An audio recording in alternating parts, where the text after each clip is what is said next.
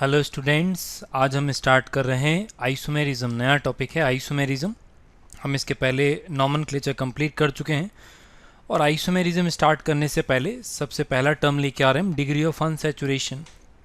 Short में क्या बोलते हैं, DU, और डबल बॉन्ड इक्विवेलेंट DBE बोलते हैं शॉर्ट में, और इंडेक्स ऑफ हाइड्रोजन डेफिशिएंसी। हम इसको पहले देख लेते हैं, फिर इसको रिलेट करेंगे कि इसका यूज़ आइसोमेरिज्म में कैसे है। तो देखो, यदि तुम्हें टोटल डिग्री ऑफ अनसैचुरेशन निकालना है तो उसका एक्चुअल फॉर्मूला होता है ये, total degree of unsaturation is equal to 1 + 1/2 summation NV-2। और इस फॉर्मूला में ये जो n है ना, ये है number of atom, particular atom का नंबर रहेगा ये, और ये जो V है that is valency of that particular atom. तो यदि इसके अकॉर्डिंग हम कैलकुलेशन करेंगे तो देखो हमारे सिलेबस में क्या है, हमारे सिलेबस में हाइड्रोजन, कार्बन, हेलोजन, नाइट्रोजन और ऑक्सीजन, हमारे सिलेबस में ये 5 एटम होते हैं। इनके लिए यदि कैलकुलेट करूँगा तो n का वैल्यू, जैसे मैं कार्बन के लिए कैलकुलेशन करूँ तो कार्बन के लिए कैलकुलेशन में क्या आएगा, 1/2 लिखना पड़ेगा, और नंबर ऑफ कार्बन में C लिख देता हूँ, और वैलेंसी ऑफ कार्बन कितना हो जाएगा, 4 - 2 हो जाएगा ऐसा। ठीक, तो ये 4 - 2 2 हो गया, 2 से 2 कैंसिल हो जाएगा, इज इक्वल टू कितना आएगा, ये इज इक्वल टू आ रहा है C। तो ये इस तरीके से हम फॉर्मूले बना पाएंगे। यदि मुझे हाइड्रोजन के लिए कैलकुलेशन करना है तो इनटू H करूँ, valency of hydrogen is 1, 1 - 2 is equal to कितना हो जाएगा, -H/2 ये आ जाएगा। यदि मैं फॉर हेलोजन ये कैलकुलेशन करूँगा तो 1/2 इंटू एक्स कर लेता हूँ, मैं value of number of halogen x लिख लेता हूँ, और इंटू है valency of halogen is 1, 1 - 2 is equal to कितना आएगा, -X/2 ये भी आएगा। फिर नाइट्रोजन के लिए यदि कैलकुलेशन करूँगा तो 1/2 into number of nitrogen n लिख लेता हूँ, और वैलेंसी ऑफ नाइट्रोजन इज 3, तो 3 - 2, और ये कितना आ जाएगा, ये आ जाएगा +n/2 आ जाएगा ऐसा। यदि मैं ऑक्सीजन के लिए कैलकुलेशन करूँगा तो यहाँ पर मैंने ये नंबर ऑफ ऑक्सीजन मान लेता हूँ मैं, O लिखा है, 0 नहीं लिखा वो, and valency of oxygen is 2. This is the real problem actually. 2 - 2 is equal to 0. It means 0.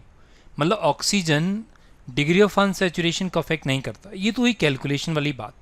यदि हम ये कैलकुलेशन करेंगे, आप घर पे करके भी देख लेना, तो टोटल DU का जो फॉर्मूला बनेगा वो कैसा बनेगा, वो बनेगा ऐसा, 1 + C माइनस X/2, X मतलब हेलोजन का नंबर हुआ, -H/2 + n/2, ये बनेगा फाइनल फॉर्मूला।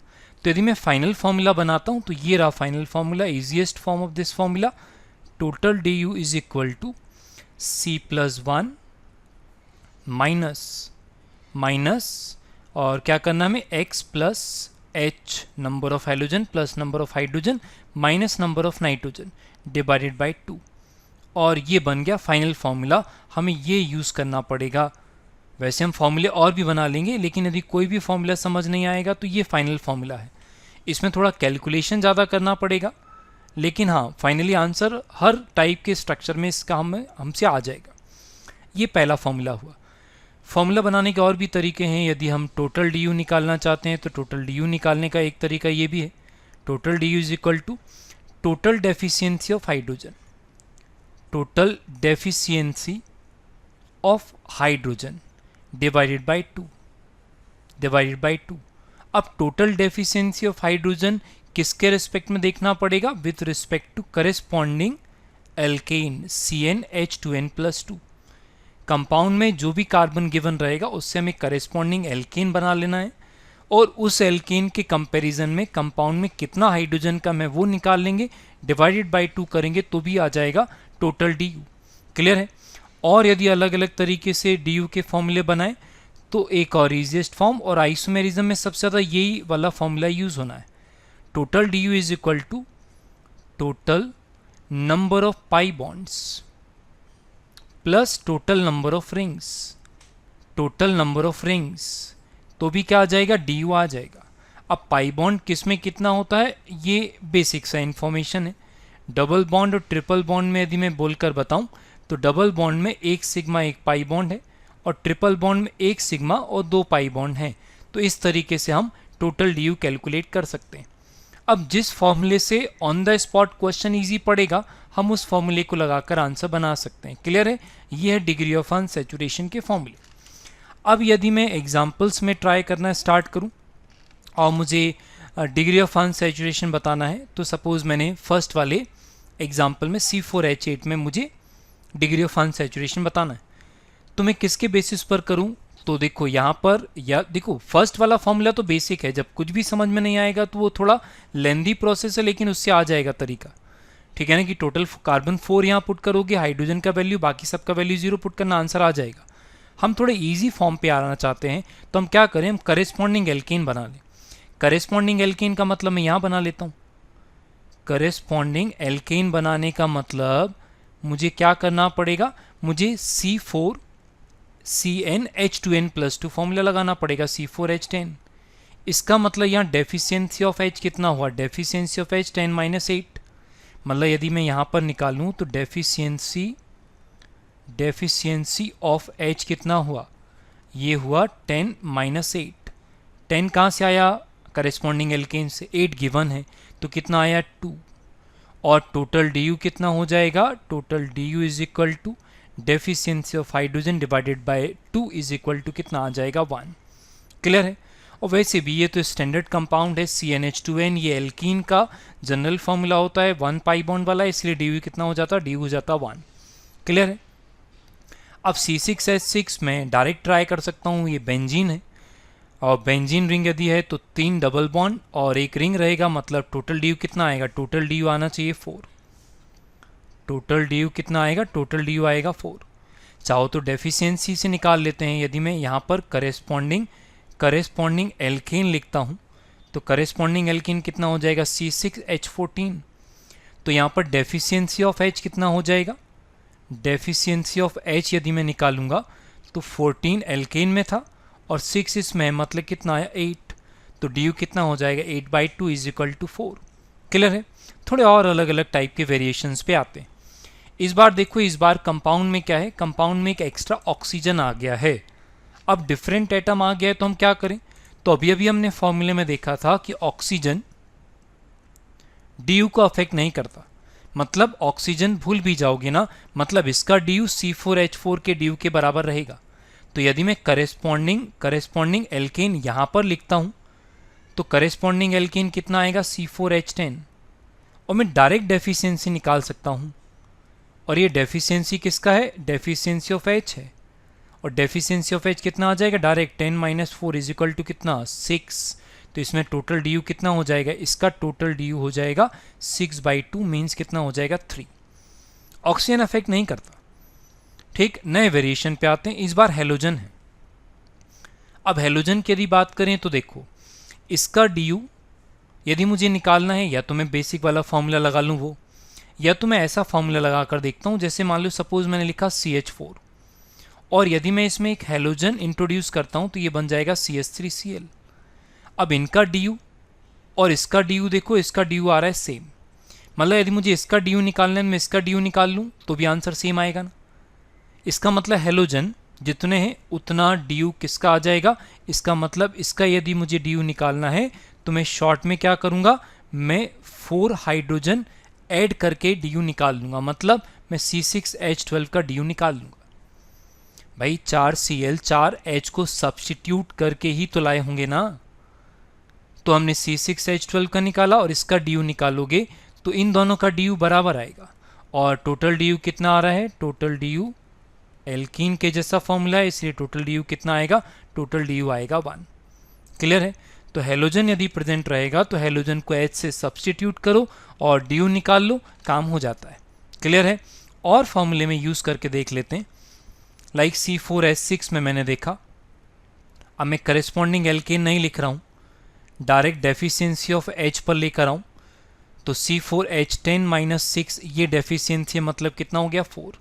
तो इसका DU कितना हो जाएगा, DU हो जाएगा 2। वैसे भी एल्काइन का जनरल फॉर्मूला है। अब जरा इधर देखते हैं, हेलोजन के बजाय यहाँ पर नाइट्रोजन आया। अब नाइट्रोजन यदि आया तो जरा यहाँ पर देखें, अब शॉर्ट में कैसे करेंगे। मैंने CH4 लिखा और यदि इसमें मैं एक नाइट्रोजन इंट्रोड्यूस करता हूँ, नाइट्रोजन इंट्रोड्यूस किया तो ये ऐसा बना, CH3NH2 बना। मतलब एक H हटाया तब क्या आया, NH2 लगाया मैंने, एक H की जगह पे मैंने NH2 लगाया। इसका मतलब यदि मुझे इससे ये वाला कंपाउंड बनाना है तो मैं क्या करूं, मैं डिफरेंस कितने का आया, डिफरेंस कितना है, डिफरेंस है NH का, तो एक N और एक H माइनस यदि मैं कर दूंगा ना तो ये वाला कंपाउंड बन जाएगा और इन दोनों का ड्यू सेम रहेगा। सोच लो मैं क्या कर रहा हूं, मैंने इस कंपाउंड का ड्यू निकालना है तो मैं इसको इसमें कन्वर्ट करना चाह रहा हूं, नहीं तो फर्स्ट फॉर्मूला तो है ही सही, उस तरीके से मैं कर ही सकता हूं। तो डिफरेंस कितना है इन दोनों में, एक N और एक H का डिफरेंस है ना, बाकी मॉलिक्यूलर फॉर्मूला तो सेम हुआ ना। तो ये वाला पोर्शन हटा तो ये वाला कंपाउंड बन जाएगा। इसका मतलब मैं ये बोल रहा हूं इसका ड्यू और किसका, एक NH माइनस करो जरा, C5H4 का ड्यू सेम आएगा। अब किसी का भी ड्यू निकाल लो, और इसका ड्यू निकालोगे तो मैं क्या करूं, डेफिशिएंसी ऑफ H निकाल लूं। डेफिशिएंसी ऑफ H निकालूंगा तो करेस्पॉन्डिंग एल्केन से आएगा C5H12, तो 12 माइनस 4 इज इक्वल टू कितना आया, आया 8। तो ड्यू कितना हो जाएगा, इनका ड्यू हो जाएगा कितना, 8/2 इज इक्वल टू 4, इसका ड्यू हो जाएगा ऐसा। देखो ये शॉर्ट है, डायरेक्ट तरीका है। यदि लेंदी तरीके से करना चाहते हो तो फर्स्ट फॉर्मूला है ना वो करो। तो इसका ड्यू यदि मुझे निकालना है तो मैं इसका किस में कन्वर्ट कर लूँ, हेलोजन की जगह H लिख लेता हूँ, तो यहाँ पर C6H14 का ड्यू निकाल लो, काम हो जाएगा। और इसका ड्यू कितना आएगा, इसका ड्यू आएगा 0, क्यों, CnH2n+2 फॉर्मूला दिख रहा है ना।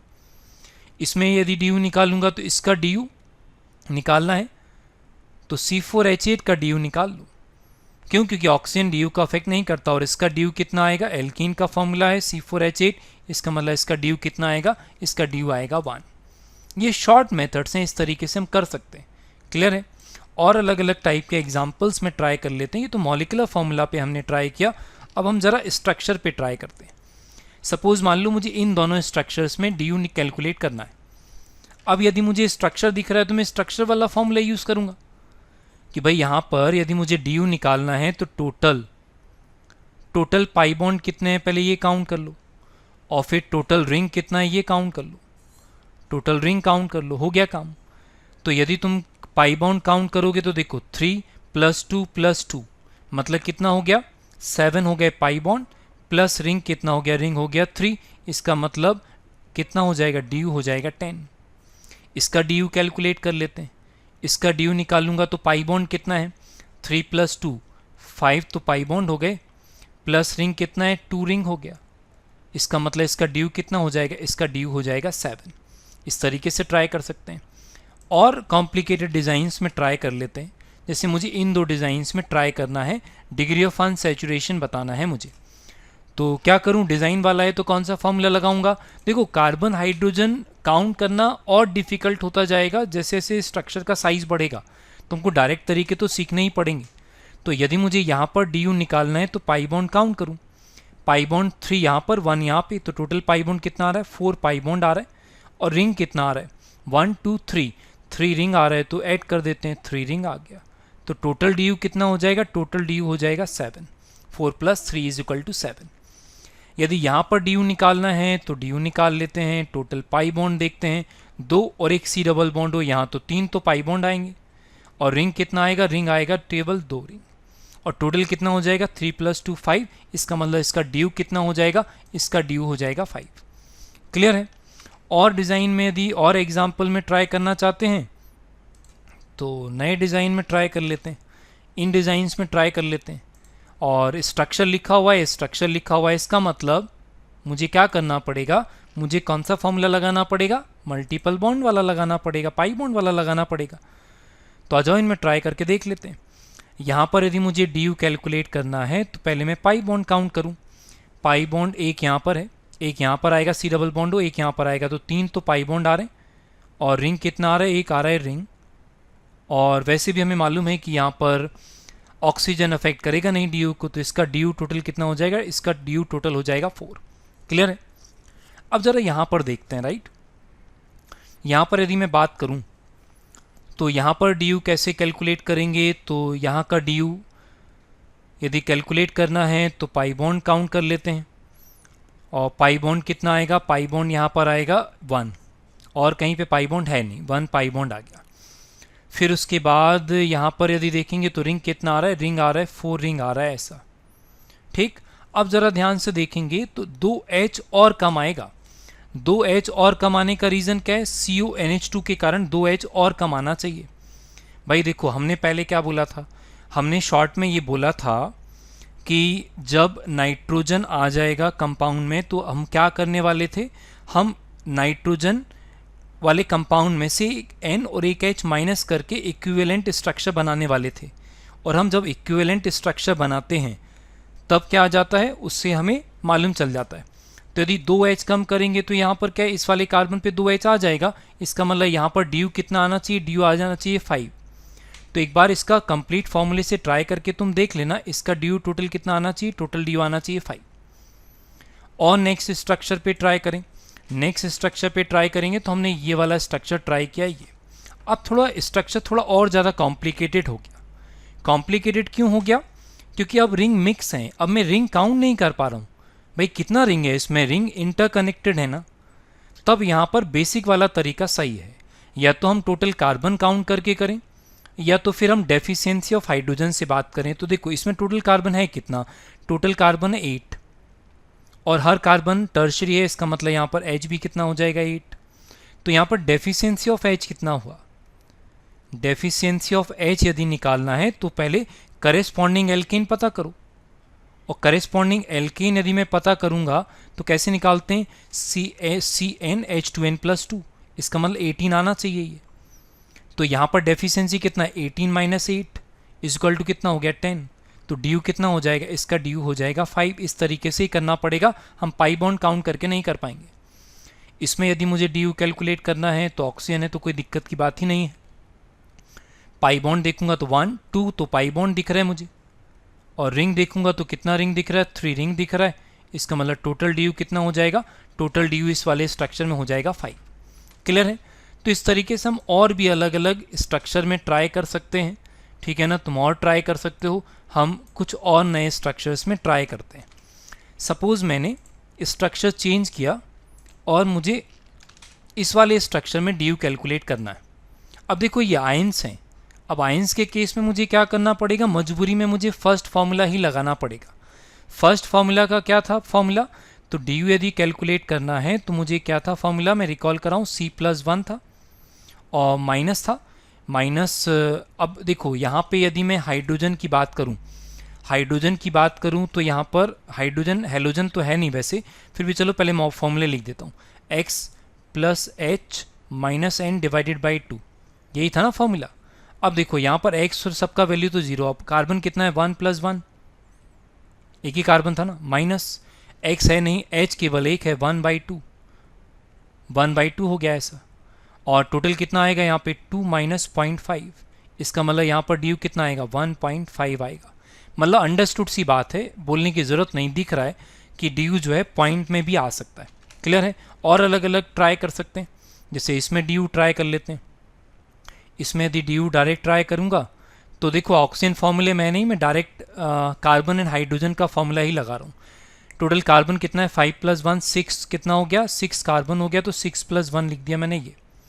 अब जरा हाइड्रोजन काउंट करना, हाइड्रोजन कितना है, हर कार्बन पे 2 है इधर और यहाँ पे 1, तो 8 ये हो गया और 9 हो गया ना, तो 9H / 2, इसका मतलब ये हो गया 7, माइनस कितना हो गया, यहाँ पर हो गया 4.5, और यदि मैं ऐसा करूँगा तो कितना आएगा, यहाँ पर आएगा 2.5, तो इसका DU कितना हो गया 2.5 हो गया।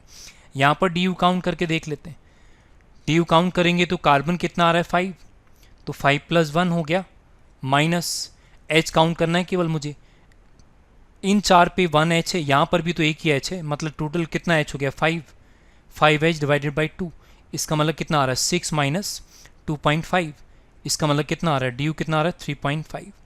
इस तरीके से हम DU कैलकुलेट कर सकते हैं। क्लियर है।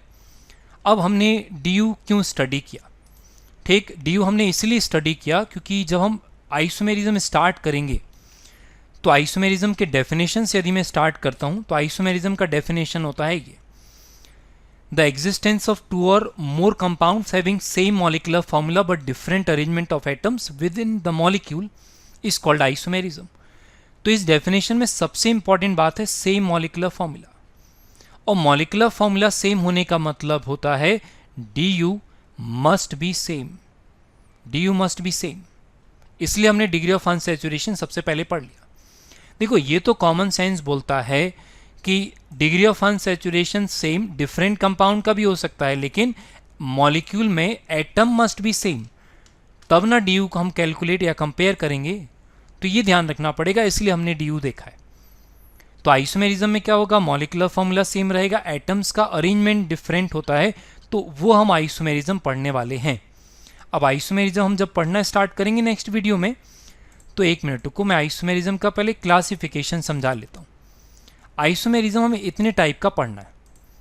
आइसोमेरिज्म दो टाइप का हम पढ़ेंगे, कॉन्स्टिट्यूशनल जिसको हम स्ट्रक्चरल आइसोमेरिज्म भी बोलते हैं, और सेकेंड टाइप रहेगा स्टीरियो आइसोमेरिज्म। कॉन्स्टिट्यूशनल के 6 टाइप रहेंगे, chain, positional, functional group, ring chain, metamerism and tautomerism. Stereo isomerism के 2 टाइप आएंगे, कॉन्फिगरेशनल और कन्फर्मेशनल। कॉन्फिगरेशनल को फर्दर 2 पार्ट में हम क्लासिफाई करते हैं, geometrical isomerism and optical isomerism. तो हम नेक्स्ट वीडियो में आइसोमेरिज्म में कॉन्स्टिट्यूशनल आइसोमेरिज्म से स्टार्ट करेंगे और उसके बाद हम स्टीरियो पर आएंगे। ठीक है, तो इस वीडियो में केवल इतना ही। ठीक है, थैंक यू।